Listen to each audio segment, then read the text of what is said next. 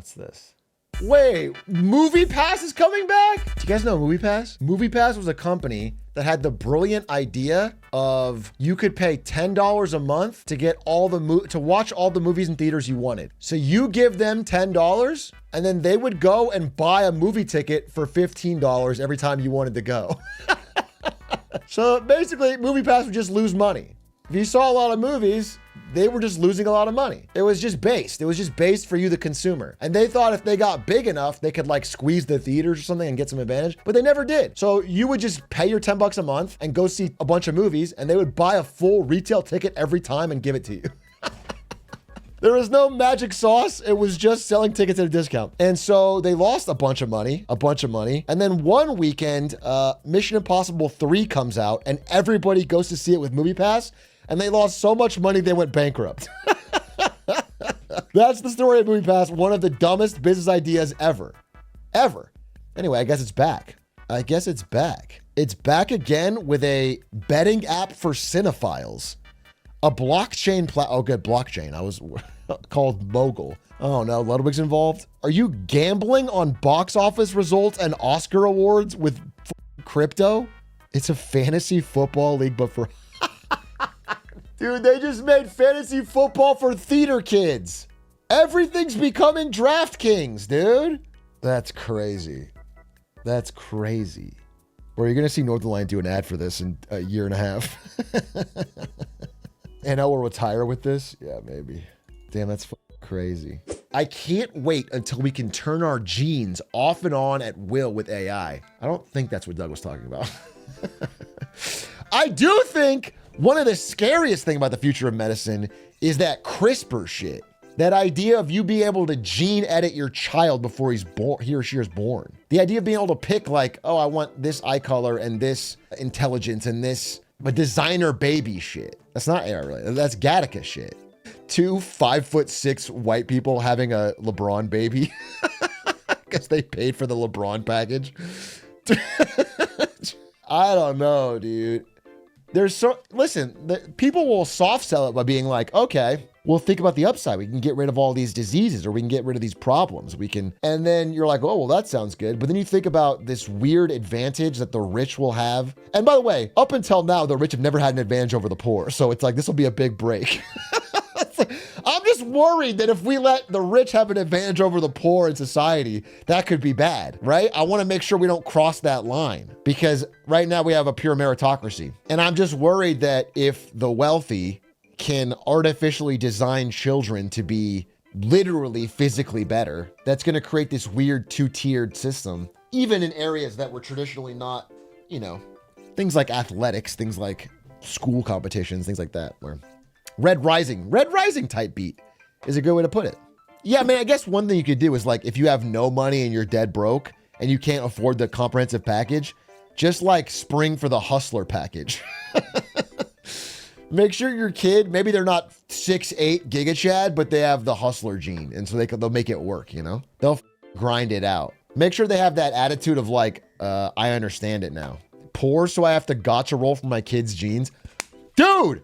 You know how we're always talking about this dystopian world where everything's kind of gotcha, where like you gotcha your paycheck and this concept that I was talking about. Well, guess what? Check this out. But while many people don't buy train tickets, they spend billions on another kind of ticket. What kind of ticket? Lottery ticket. And Dad gave us an idea. Presenting Lucky Yatra. Now, every train ticket can become a lucky ticket. Isn't that crazy? People weren't buying train tickets. They were just scamming, but they were buying lottery tickets. So they just merged the two. So now everybody buys their train ticket, gets a chance to win. It like solved the problem. It's kind of crazy. It's like a good idea, but like it's spooky in a way, because it leads right into what I was saying, which is that as humans, we are so motivated by gambling. It just breaks our brain that you could use it to motivate anything. You could lottery your paycheck. You could lottery your healthcare. You could lottery your... Yeah, it's very Clancyville coded. I do want to say that. I feel like I've let Dan Clancy off the hook recently, and that's not my intention. I feel like I'm sort of like the rebels in Andor. Where this season I'm sort of laying low, but I'm building up to something big. So you're a terrorist. I'm a terrorist on Clancyville, I will say that. Well, it was one man's terrorism, another man's revolution. Let's say you're offered $17.6 billion to peel and eat an entire orange. The orange and orange peel are provided for you. If you're having trouble peeling the orange, someone can do it for you. Also, you don't have to eat it if you're not hungry. What do you do? Just to make sure I understand the question. You're going to give me $17.6 billion, and all I have to do is not eat an orange if I'm not hungry. I refuse. Something's fishy. I refuse. You know, I'll take $5 a day. Yeah. Because the real Sigma goes for passive income. I don't want a lump sum. There was a great, did we watch this on the financial advice TikToks or whatever? That guy who's like, you have three choices. You can get $100 million now.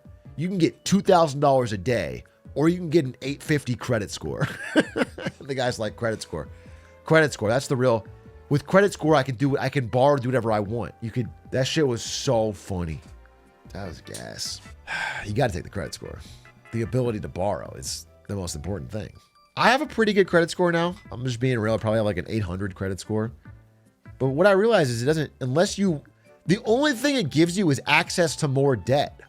But if you don't want to take on debt, it gives you no benefit at all. There is nothing you can do with it other than take on more debt. So why do I give a shit? I don't want debt. Yeah, you get cheaper debt or better, but what? It's still debt.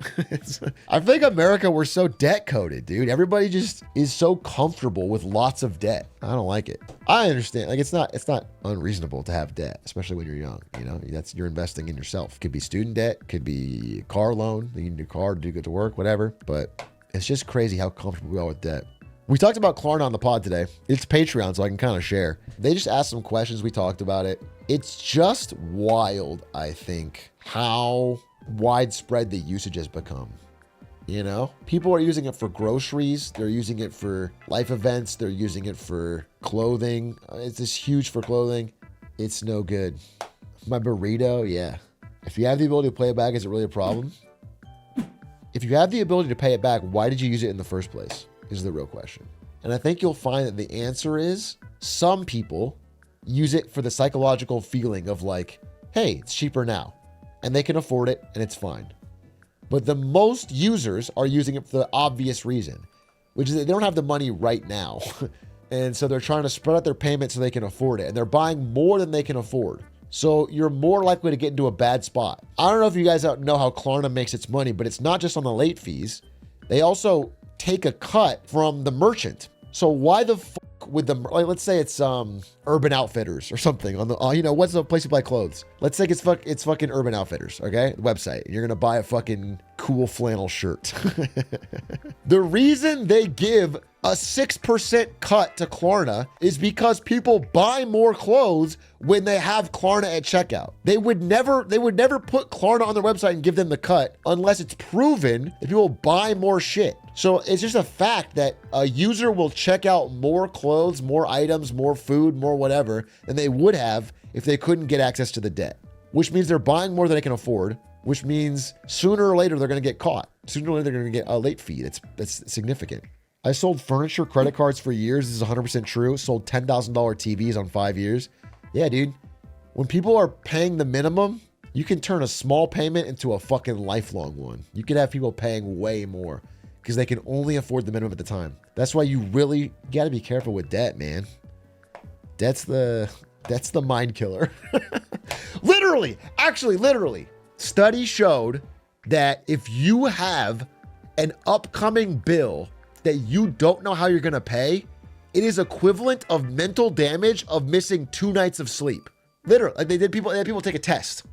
They were taking tests, and the stress from upcoming financial trouble is the equivalent of your mind's stress and unable to focus as if you skip 2 nights of sleep. So it actually is just a stress thing. Now, obviously, some people, sometimes you have to take debt. Sometimes you have to fix a car or whatever. But if it's something you can avoid, man, understand you're probably doing yourself a favor, your future self a favor. If consumers are taking on too much debt, who's taking the other side and how can it possibly be well collateralized? What a great question. My God, what a great question.